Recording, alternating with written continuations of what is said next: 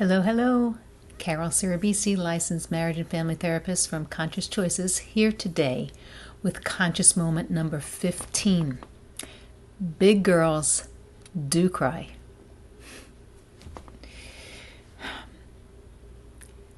I've been talking with a lot of you this week and feeling a lot myself. And I talked about this a couple of weeks ago, this feeling of sadness that seems to wave through us.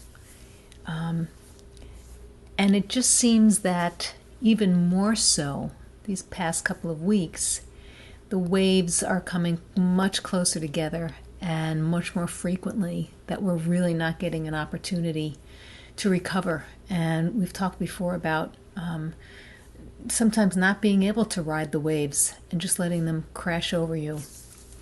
It's been interesting because this last week or so, I've had a lot of people asking me, how are you? How are you handling the COVID situation and the world right now? And how is it to be in the experience of so many people who are feeling so many things so intensely? And what I find is that rather than making me feel worse, in fact, it does just the opposite. I feel hopeful because the experience that all of my clients are having, my friends, my family, my loved ones, my colleagues, I share those feelings. I'm having also a shared experience as we all navigate through what's happening in the world right now in our own particular ways.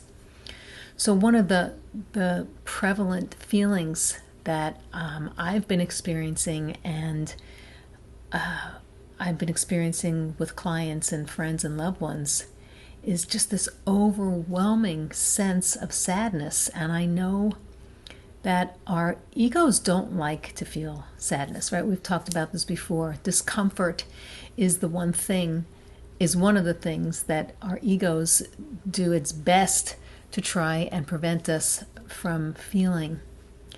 And sadness can be uncomfortable, although as I've come to learn and experience is that even sadness can actually become an enjoyable experience, if you can believe that the discomfort of sadness can be very rich and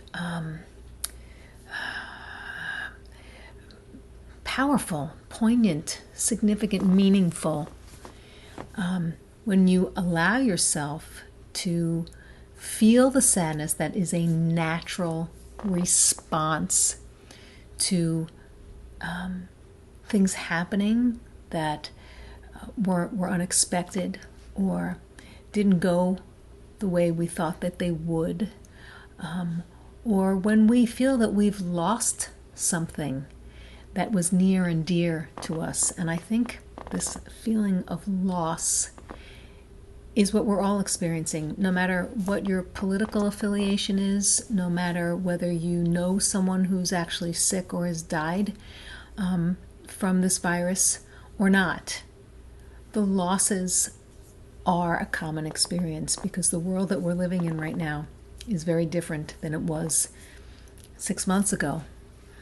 For me, today is day 118 that I've been working from home. I've been to my office, but not to see clients.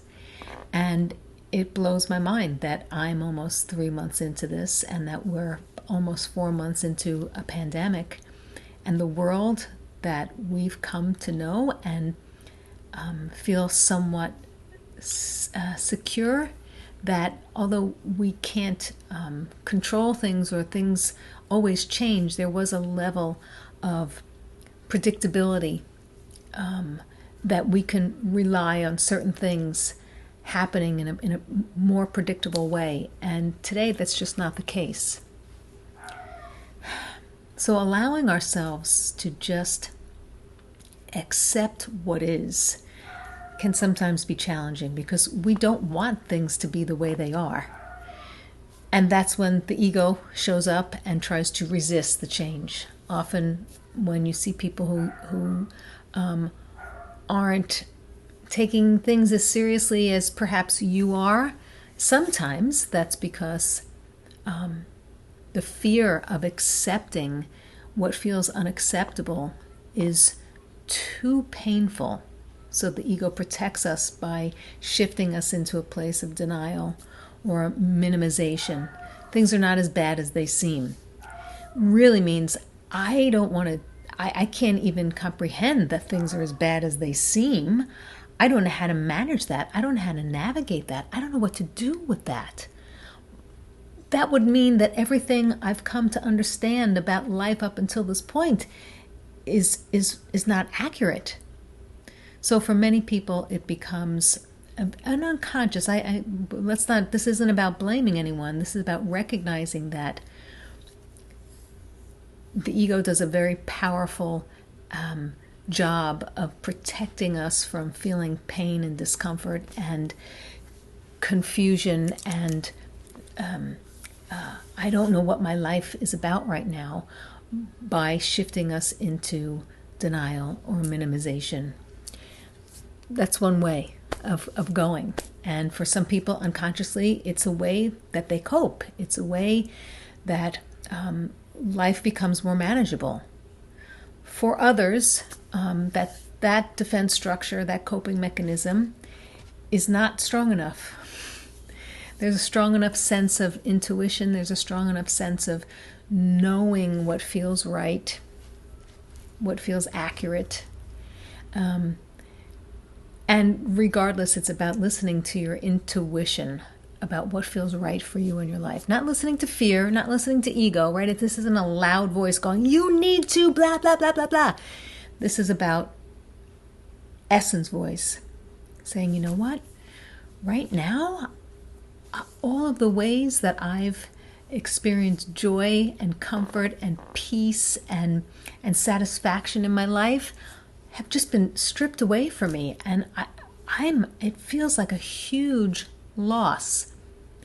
It is a huge loss. Now, that doesn't mean we won't eventually create something that's even better. But right now, we're in the midst of loss. And to accept that and acknowledge that and love ourselves through that is the way to get through this without falling apart. That doesn't mean you won't break down in tears. But breaking down in tears is going to help you release it. It's going to help you heal it.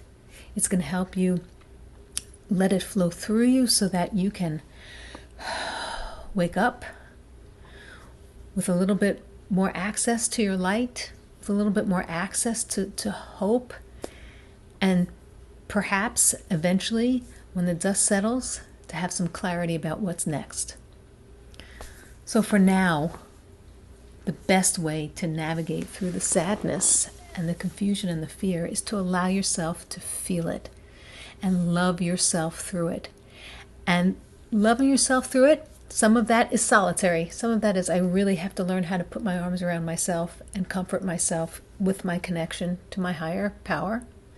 Some of that is also making sure that you stay connected to people that you love, to people who see your light and allow room and space for all of your feelings, including your sadness, your grief, your pain, and your fear.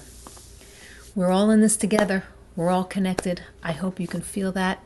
I hope you know that each time you open up one of these videos that I'm here, right here with you, experiencing the same craziness and doing my best to feel my feelings and stay in the light.